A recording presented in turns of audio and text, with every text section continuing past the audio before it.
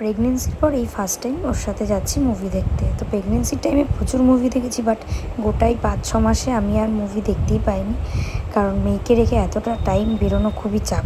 তো এত চারিদিকে সাইয়ারা হিড়িক উঠেছে সবার কথা শুনে যে সাইয়ারা নাকি খুব ভালো হয়েছে, সেই কথা শুনে আমি আর বাবান চলে গেছিলাম সাইয়ারা দেখতে।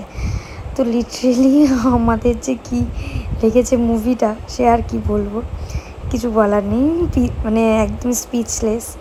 তো হলে বসে আমার বর তো লিটারেলি ঘুমাচ্ছিল, আর আমার চোখ মুখের অবস্থা দেখে বুঝতেই পারছে, কিছু বলতে পারছি না, মানে এখান থেকে বেরোতেও পারছি না, এতগুলো টাকা দিয়ে টিকিট কেটে ঢুকেছি, সেখানে বসে বসে কী আর বলবো। তো যাই হোক, পুরো মুভিটা দেখতেই হবে, সেই মোটিভেশন নিয়ে দেখলাম। আমার কাছে অনেস্টলি বলবো Aashiqui 2 is the best. Saiyaara হয়তো অনেকের ভালো লেগেছে, বাট কেন জানি না এতটা ভালো লেগেছে। তো যাই হোক, সবার আলাদা আলাদা মতামত। আমার ভাই একটু ভালো লাগেনি, জাস্ট টাকাটা নষ্ট করে দেখতে গেছিলাম। আর কান্নায় যে কেন পেয়েছে সবার তা ভগবান জানে, আমার তো একটুও কান্না পায়নি।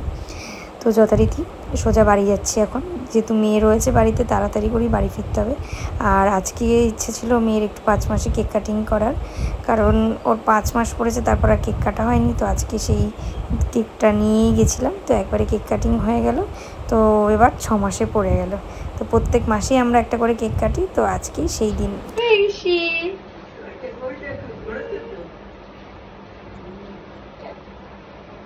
এবারে 5 মাসের কেক কাটা হয়ে গেছে, কান্নাকাটি করে চলে গেছে।